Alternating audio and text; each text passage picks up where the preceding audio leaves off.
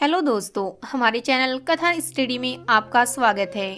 दोस्तों, आज हम आपके लिए लेकर आए हैं सच्चे प्रेमियों की एक अमर प्रेम कहानी जिसका नाम है बारात और अर्थी साथ। दोस्तों, कहानी शुरू करने से पहले आपसे निवेदन है कि आप चैनल पर नए हैं तो चैनल को सब्सक्राइब जरूर करें और कमेंट कर हमें बताएं कि आपको किस तरह की कहानियाँ सुनना पसंद है, ताकि हम आपकी पसंद की कहानियाँ आप तक पहुँचा सकें। तो चलिए शुरू करते हैं आज की अपनी कहानी बारात और अर्थी साथ। हिमाचल एक ऐसी जगह है जहाँ एक एक कोने में प्यार की धारा बहती है।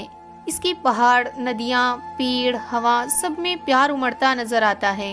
यहाँ न जाने कितनी प्रेम कहानियों ने जन्म लिया और अमर हो गयी। इसी प्रदेश में चंबा जिले की एक प्रेम कहानी है जो सदियों से याद की जाती रही है। फुलमू रांझू वो प्रेमी जोड़ा है जिनका प्यार एक मिसाल बन गया और अब तक याद किया जाता है। रांझू एक बड़े जमींदार का बेटा था जिसके पास बहुत सी भेड़ें और जमीन थी। वहीं फुलमू उस जमींदार की भेड़ें चराने वाला एक गडरिया था। एक बार काम करने गया गडरिया अपनी बेटी फुलमू को साथ ले जाता है और उसको एक जगह बिठाकर खुद काम में व्यस्त हो जाता है।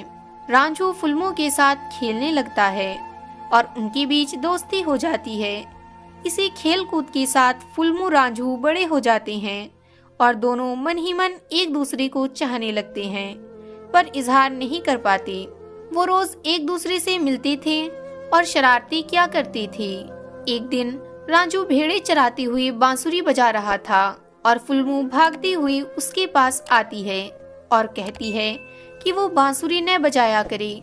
उसकी बांसुरी की वजह से वो कोई काम नहीं कर पाती और बेचैन हो जाती है। इसी के साथ रांझू भी अपनी भावनाएं फुलमू को बताता है और प्यार का इजहार कर बैठते हैं।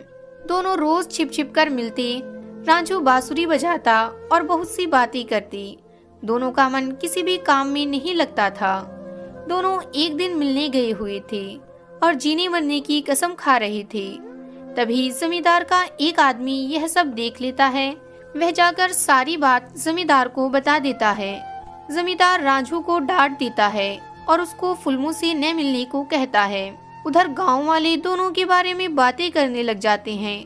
फुलमू के पिता इस पर उसका घर से निकलना बंद कर देते हैं। एक दिन रांझू रात के अंधेरे में छिपकर फुलमू को मिलने चला जाता है, जहां फुलमू रांझू को समझाती है कि ऐसे दोनों का मिलना सही नहीं है और उसको अपने घर वालों की बात मान लेनी चाहिए।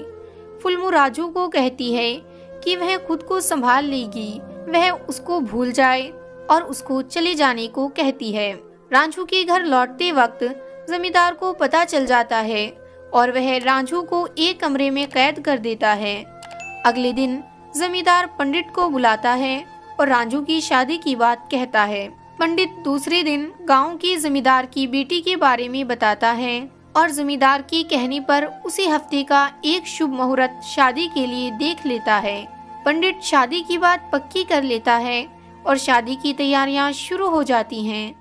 जब रांझू की शादी की बात का पता फुलमू को पता चलता है तो वो सहन नहीं कर पाती और जहर खाकर अपनी जान दे देती है।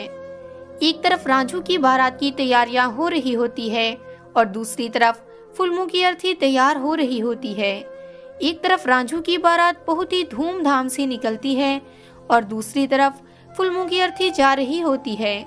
जब रांझू यह देखता है तो वह पालकी को रोकने को कहता है और फुलमू को अग्नि देने पहुंच जाता है। फुलमू की चिता को जैसे ही वह अग्नि देता है, उसी चिता में खुद भी कूदकर अपनी जान दे देता है और खुद के साथ साथ फुलमू रांझू की इस प्रेम कहानी को भी अमर कर देता है। इस प्रेम कथा पर बहुत से लोकगीत प्रस्तुत किए गए हैं। तो फ्रेंड्स, आज की हमारी कहानी यहीं पर समाप्त होती है।